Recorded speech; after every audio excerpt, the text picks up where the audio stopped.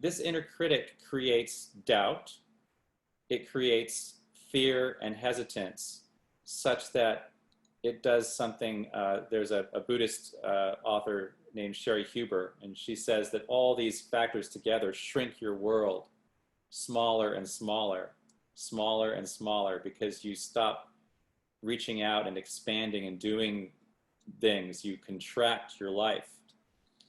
So what does this inner voice sound like? It might sound like a whisper. It might sound like a shout. It might sound like your voice or someone else's voice. It might say, don't do that. That's too risky. Hey, you're not smart enough. They're smarter than you are. Or it might sound like, you're ugly. It might sound like, you're just not enough. It might sound like, why don't you just give up because you're not going to be able to do this? It might sound like, hey, don't even try because it's safer that way. So you see how it has this shrinking effect? Ultimately, the inner critic might want to keep you safe from embarrassment, right? But aside from that, it's not useful to us anymore. And you certainly wouldn't let someone else say these things to you. What if someone else was whispering into your ear, hey, David, you're ugly. Hey, David, you're not as smart as they are. You'd say, get out of here. But you let yourself say those things to you. That's the interesting part.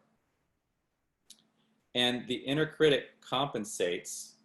There's an effect where when you hear this critique and you feel smaller and less than, you begin to criticize others so you can feel better than. And there's a whole book that's been written about that called The Complaint-Free World. We criticize, we gossip, and we complain so we can feel a little bit better about ourselves. And this circular loop of critique, the inner critic and the outer critic, kicks in, okay? So we've got to stop this cycle. I grew up with a strong inner critic in my life. In childhood, I don't think I could just say I was shy. Oh, how cute, he's shy. That's what he was in grade school, all throughout high school. It was my inner critic saying, I'm not good enough, I'm not smart enough, I don't know how, I'm not like them. The inner critic was strong in my life, and it continued into the corporate world. I had a job at DiLullo, and I remember I had a panic attack because at that time had a very toxic environment, one where unconditional love was not in the room. It was about competition, it was about ego, and we had a VP of marketing at that time who was just a jerk. And he would call on people occasionally. I remember being in this very stuffy, tense room full of 40 people in our marketing department at that time. And he looked over just kind of at the beginning of the meeting and said, David, why don't you give us a little bit of a 5-minute summary in terms of where our email strategy is going?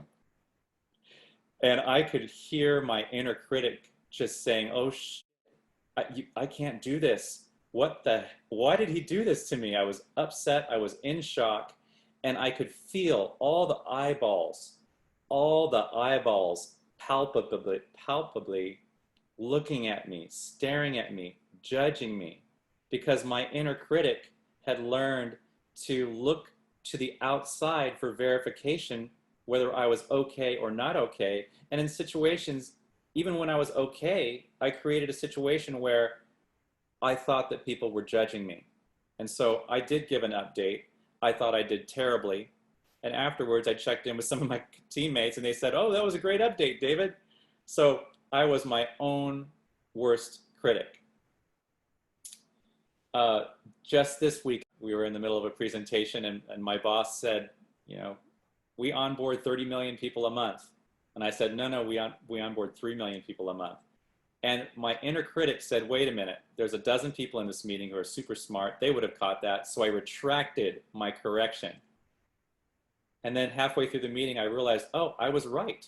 I was the only one in the room who noticed that that figure was off by a factor of 10, or, you know, it should have been 3 million and not 30 million. So I did speak up.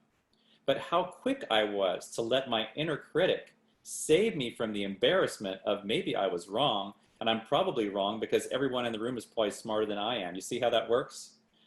And so it was an interesting gift to realize that my intuition, my smartness spoke first, and then my inner critic spoke second. So what are the benefits of healing this inner critic, or at least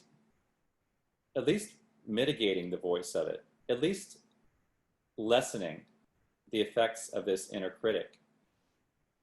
I say the benefits are, first of all, it's exhausting to have an inner critic. It zaps your energy, it zaps your mood, it brings depression. It's a vibe kill. It's your own vibe kill. If you've ever heard that song, that saying, dude, you're such a vibe kill. Well, your inner critic is such a vibe kill. They're killing the good vibes, right? And liberating ourselves from the inner critic is probably one of the most important things that we can do in terms of self-esteem work, in terms of spirituality. To me, one definition of spirituality is a desire to grow and a desire to be the best possible person we can be. And so the inner critic work is fundamental in that. Michael Beckwith said, you must free yourself from any mental, emotional, physical, and societal prisons that you have boxed yourself into. I'll say that again. You must free yourself from any mental, emotional, physical, societal prisons you have boxed yourself into. And we have the key. Or some say the door is open all along and we're sitting in this prison cell we can just walk out of by changing our mind. So the voice of the inner critic, it really doesn't belong to us. It's not a part of the true us. We as divine expressions, right? So think of Michelangelo. As Michelangelo saw the piece of marble that he was going to create David from, other sculptors had said, this is an inferior piece of marble. They rejected it. They said there's nothing that can be done with it. But Michelangelo saw the sculpture of David, and he said that simply what must be done is to chip away that all that is not David, and David will be revealed. So by chipping away slowly the voice of this inner critic, you are revealing your authentic self, revealing more of the true you, which is perfect. So I will conclude by sharing 4 strategies to assuage this inner critic, to heal this inner critic. And the first one is one you may have heard before. Don't take thoughts about yourself so seriously, especially thoughts that are born of errant conditioning, especially thoughts that belong to the inner critic. When you hear those thoughts, don't take it so seriously. Don't take embarrassment so seriously, because you shouldn't take your ego so seriously. And don't take what others say about you so seriously. That was one of the key points of Don Miguel Ruiz's book, The 4 Agreements, right? And what you think of me is none of my business. Ever heard that one? What you think of me is none of my business. That was a book by Terry Cole Whitaker. And that, for this image-driven world that we live in, for this Silicon Valley image-driven, Facebook-driven, Twitter-driven, media-driven, Kim Kardashian driven, the images of what success is are all ego-based. And there's a habit of letting others grade your report card for you, right? And society tell you what is success instead of you telling you what is success. So perhaps the most important thing, after I chose this topic, I read something that was written by Elisa Bloom Robinson, who is actually going to present here next month, speak here next month. She's on the Unity faculty, and I was taking a class called Healing and Wholeness. a class that both Denise and I have taken. And Elisa Bloom Robinson on her website, on Facebook actually, said, stop and reconsider your last thought. I thought that was so profound, because it's easy to say affirmations in the morning, affirmations at night, affirmations before something, but your inner voice, your inner critic is going so fast with the negative messages that when you become aware of the negative message, which might signal itself through a feeling, your feeling is up here, and all of a sudden your feeling goes down here and you don't know why, stop. What thought were you just thinking that was a vibe kill, that killed your good vibes, right? And she says, stop and reconsider your last thought. Wait and say, what? Notice it. Was it expansive or contractive? Was it helpful or hurtful? To others or to yourself? And was it true? Or was it simply an old belief pattern, old programming? And if you could rewind time and say it again, what would you say? And so when she says, was it true? That led me to the next step in healing the inner critic, which is the work of Byron Katie. And you may have heard of Byron Katie, but her whole mission is something called the work. And it is 4 questions. They're 4 very simple questions. And there are 2-week retreats that are made out of these questions. There's a book that's made out of these questions called The Work.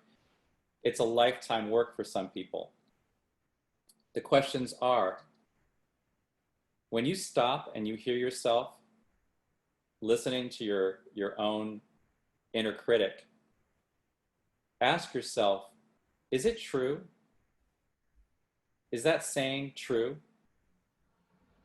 And then ask yourself, can you know that it's absolutely true?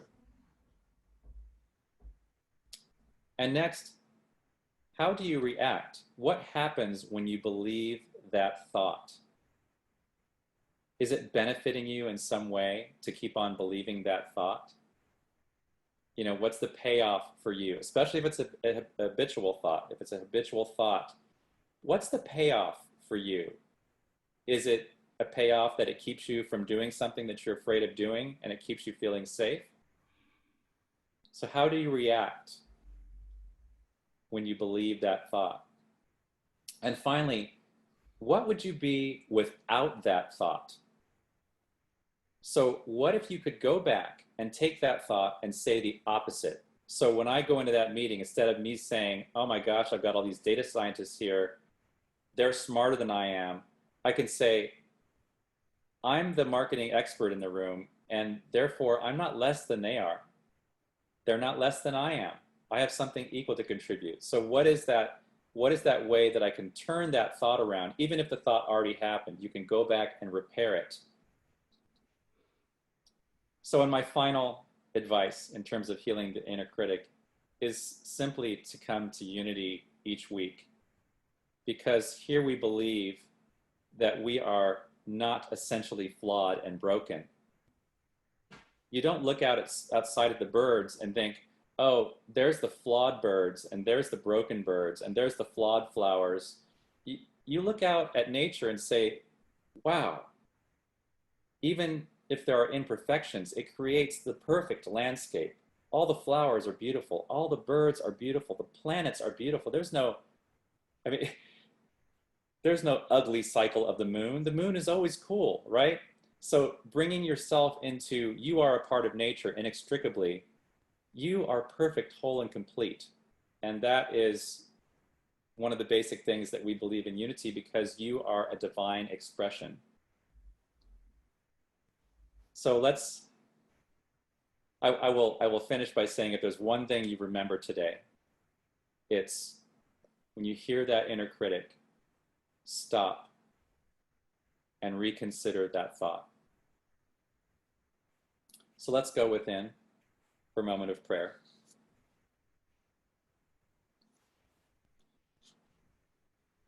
We come here to know the truth about ourselves.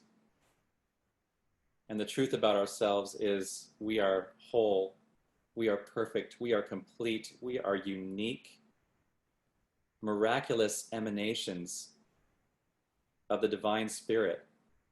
We are here to deliver a gift that no one else can give except for us. And we are here to learn and grow in this place, shedding beliefs that don't belong to us anymore.